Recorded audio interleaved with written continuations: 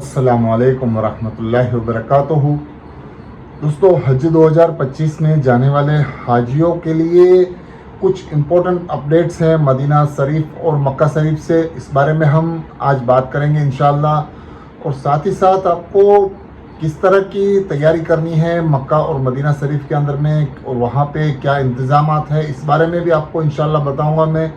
और साथ ही साथ आपको एक और चीज़ बताने जा रहा हूँ जिसके अंदर में आपको कुछ ज़रूरतें पड़ सकती हैं। वहाँ पे इंडियन हुज्जाज कराम के लिए एक टास्क फोर्स बनाई गई है। वहाँ पे आपको किस तरह से उनसे कांटेक्ट करना है कुछ मुश्किलातों में, अगर आप रास्ता भटक गए हैं तो इस बारे में भी आपको इंशाल्लाह पूरी जानकारी दूंगा।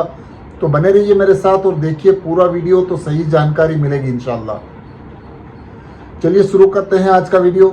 जो हाजी मेरे चैनल पे नए हैं प्लीज़ चैनल को सब्सक्राइब कर दीजिए। आप कमेंट्स में सलाम का जवाब भी नहीं देते हैं, कमेंट्स कीजिए और दूसरे हाजियों तक भी ये जानकारी ज़रूर पहुंचाइए।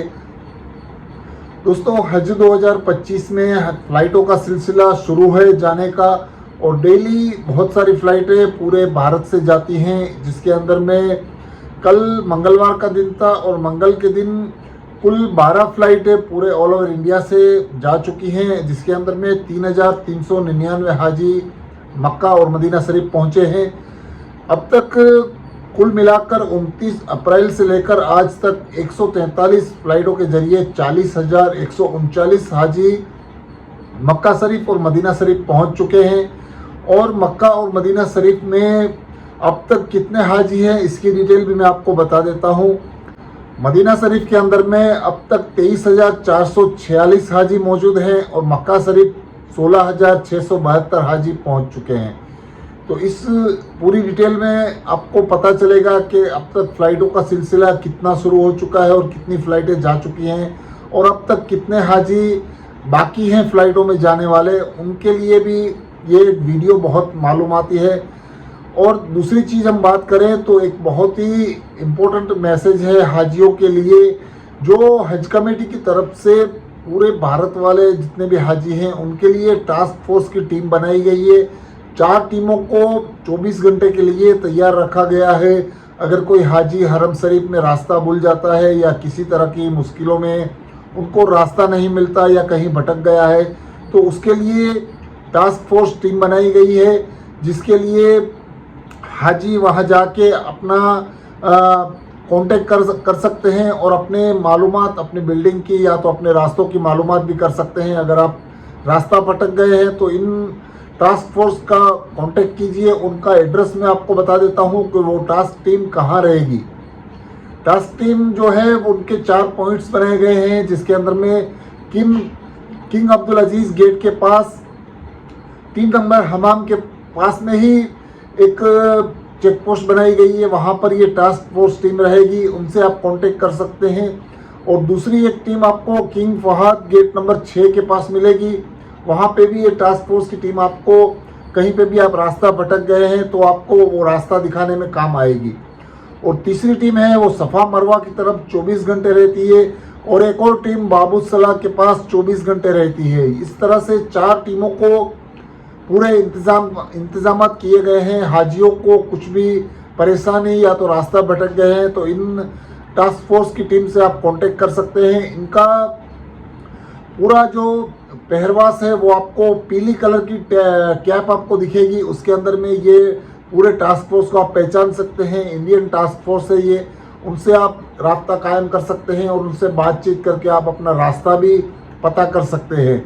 तो ये बहुत ही इम्पोर्टेंट चीज़ है, इसके लिए आपको ख्याल रखना है। जितने भी हाजी हज करने के लिए जा रहे हैं इन चीज़ों का खास ख्याल रखना है। और दूसरी एक चीज़ है, जो हाजी हज के लिए जा रहे हैं, हर हाजी अपने स्टेट या एम्बेरिकेशन पॉइंट से आपकी फ़्लाइट में चढ़ने से पहले ही आप लोग ये ज़रूरी इन्फॉर्मेशन अपने पास ज़रूर रखना। आपके हज इंस्पेक्टर का नाम, आपके हज इंस्पेक्टर का मोबाइल नंबर, आपके हज इंस्पेक्टर का मदीना और मक्का शरीफ का बिल्डिंग का नंबर, और आपके हज इंस्पेक्टर का मदीना और मक्का का रूम नंबर।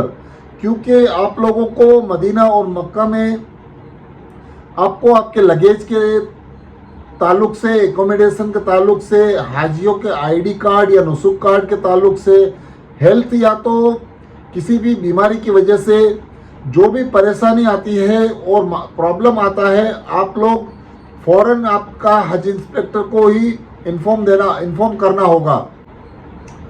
अगर आपके पास आपके मोअल्लिम का हज इंस्पेक्टर का नंबर नहीं है तो इन सब चीज़ों को आप पहले ही जानकर उसके बाद ही फ़्लाइट चढ़ें, क्योंकि फ़्लाइट में चढ़ने से पहले ये सब जो जितनी भी जानकारियां हैं ये आपको जान लेना बहुत ज़रूरी है, क्योंकि खुदा न खास्ता हज के 40-45 दिनों में कुछ भी मुश्किलात आती है।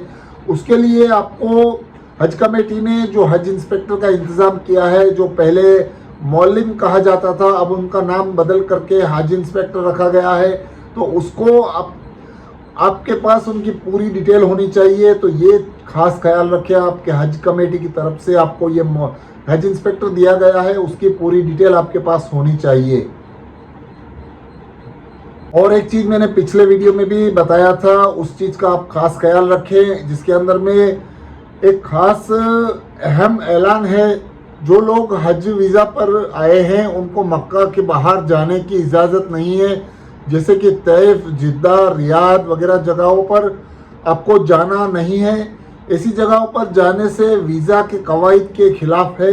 अगर कोई मक्का से बाहर जाता है तो वो अपने रिस्क पर जाएगा। इंडियन हज पिलग्रिम्स ऑफिस में किसी भी मुश्किलात या तो किसी भी तरह की प्रॉब्लम की सूरत में हज कमेटी जिम्मेदार नहीं होगी, और किसी को दोबारा मक्का में दाखिल होने से रोका गया तो उसके लिए हज कमेटी किसी भी तरह की मदद नहीं कर सकेगी। तो इस चीज़ का खास ख्याल रखना है, क्योंकि हज कमेटी ने पहले ही बता दिया है कि आपको जिद्दा या किसी भी और जगह पर, आपको इसी जगह पर मक्का की बॉर्डर क्रॉस करके आपको नहीं जाना है।